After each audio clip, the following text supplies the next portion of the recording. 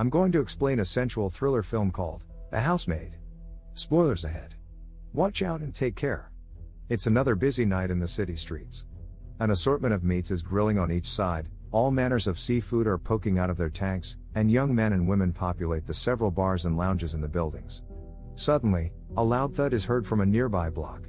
A young woman had jumped off a building. Slowly, the crowd starts to gather as the woman's body lay bleeding on the ground. An ambulance comes in, but with the woman already dead at that point, they can only retrieve her body. Later that night, Eun-yi persuades her coworker to drive her to the scene where the suicide took place.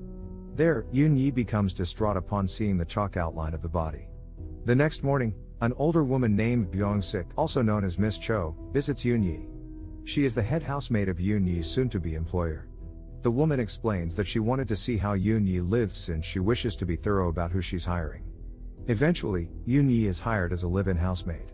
On her first day at the job, Miss Cho introduces her to her new employers. First is Hae-ra, who is currently pregnant with twins.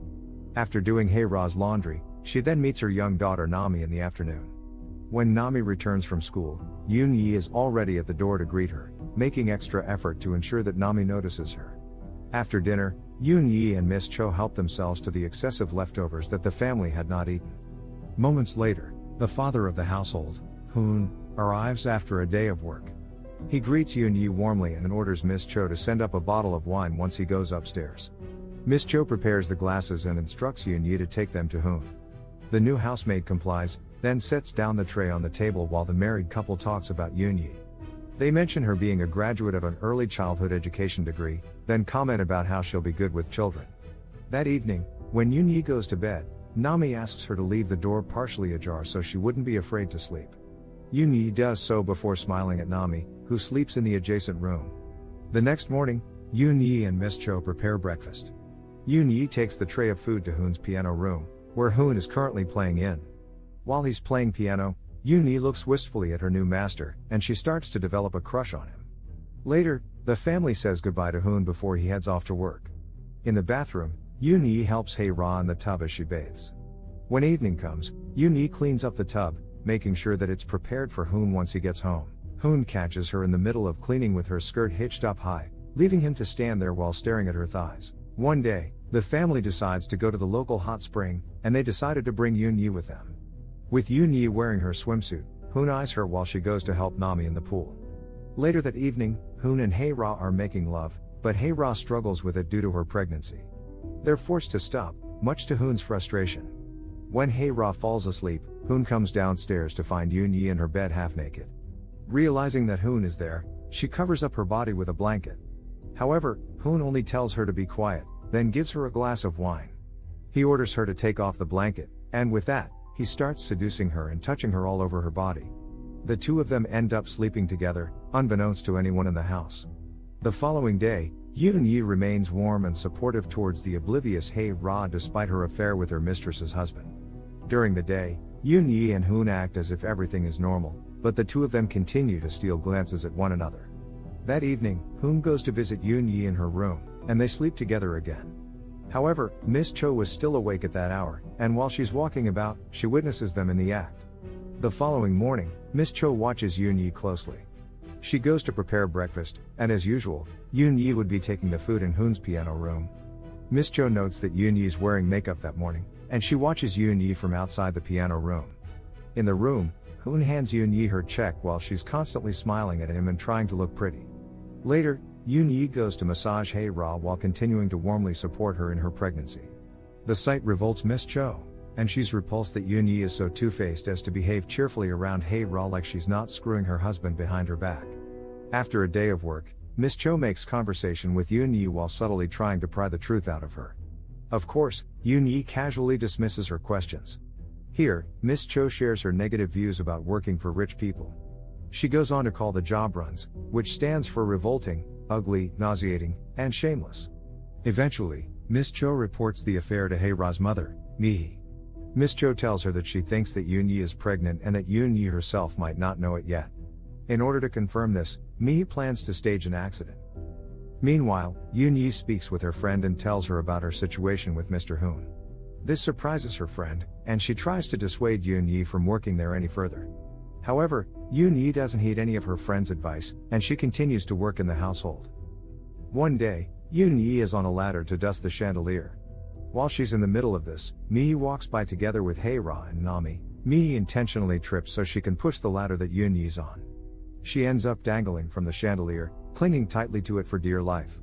She tries asking Mi for help, but the woman doesn't do a thing and even goes as far as to stop her daughter from helping as well. Eun-yi ends up falling from the second floor, and she's promptly taken to the hospital. There, she's given several tests, including a pregnancy test. Mi planned for this sudden hospital visit so they could monitor if Eun-yi really is pregnant. Back at the household, Mi reveals to Hae-ra that Hoon and Eun-yi are having an affair. Hae-ra is shocked and disappointed, but her mother cynically tells her that infidelity comes with the territory of marrying a rich man like Hoon. As for Hoon, he's unaware of all these events since he's recently left for a business trip, leaving Hae-ra and her mother to plot against Eun-yi. Overall, Eun-yi sustained minor injuries, and she's to spend the night in the hospital. Before she is discharged, Eun-yi discovers that her pregnancy test result came out as positive. She talks to her friend about having an abortion, and her friend insists that it would be best for her to quit her job, whether she goes through with an abortion or not.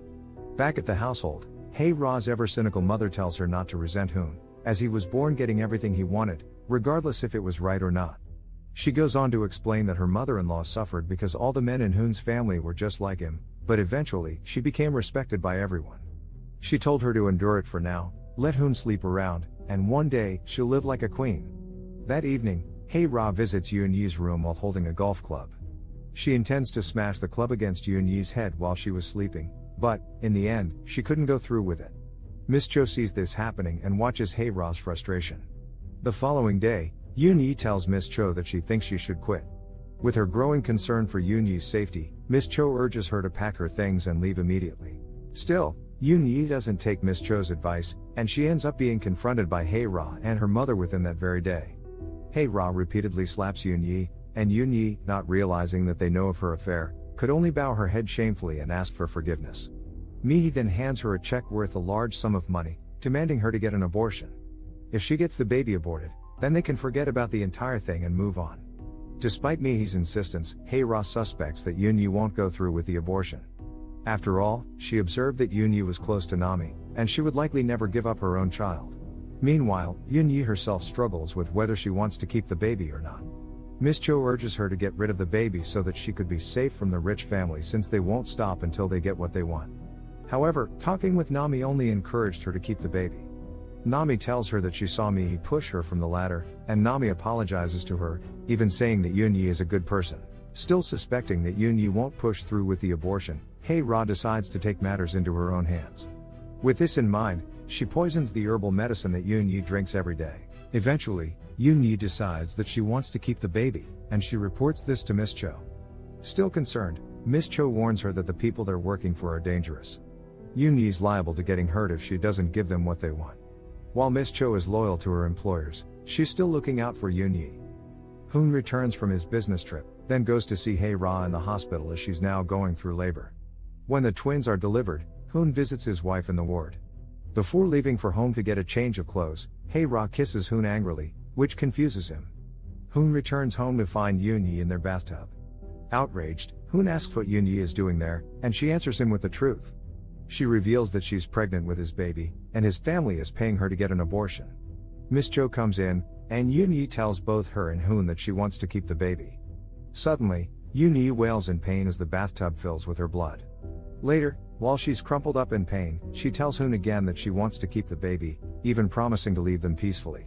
Knowing that the poisoned medicine might have already given her a miscarriage, Hoon agrees to keep the baby. Later in his piano room, Hoon confronts Mi about the events that transpired. He demands to know if she was the one who poisoned Eun-yi. Even though he doesn't want the baby in the first place, Hoon remains offended that his mother-in-law would poison his own child. Eun-yi is taken to the hospital, and there, she's forced to undergo an abortion without her consent, fully eliminating the possibility of having the baby. The only person to stay with her during the abortion is Miss Cho, who's now feeling remorseful about how things ended up. Eun-yi partly blames Miss Cho for what happened since she's the one who told Mi about her affair, and the woman could only apologize to her. Eun-yi tells her that she wants to get revenge somehow for what the family had done to her. Eun-yi is now back at her old apartment with her friend. During one night, Her friend tells her that it would be best to just forget about the whole thing. Inconsolable, Eun-yi cries in the corner of the bed, repeating the word runs over and over again. When Eun-yi has recovered from the abortion, Miss Cho helps her sneak into the house. Here, Hoon catches Eun-yi breastfeeding one of the twins.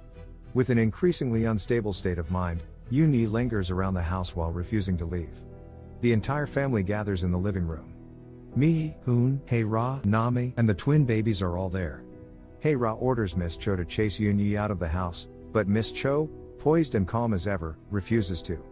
She quits right there on the spot, finally having had enough of the family's immoral behavior. Suddenly, Eun-yi emerges from the second floor to torment the family by slyly talking to Nami, leading the child to ask about what happened to the baby in her tummy. To no avail, Miss Cho tries convincing Eun-yi to abandon her plan and just leave the place with her. Since Eun-yi remains dedicated to seeing her plan through, she apologizes to both Nami and her twin siblings. She asks them to never forget about her before taking a rope and hanging herself on the same chandelier she once clung to. The family could only watch in horror while Eun-yi chokes to her death, but she doesn't stop there.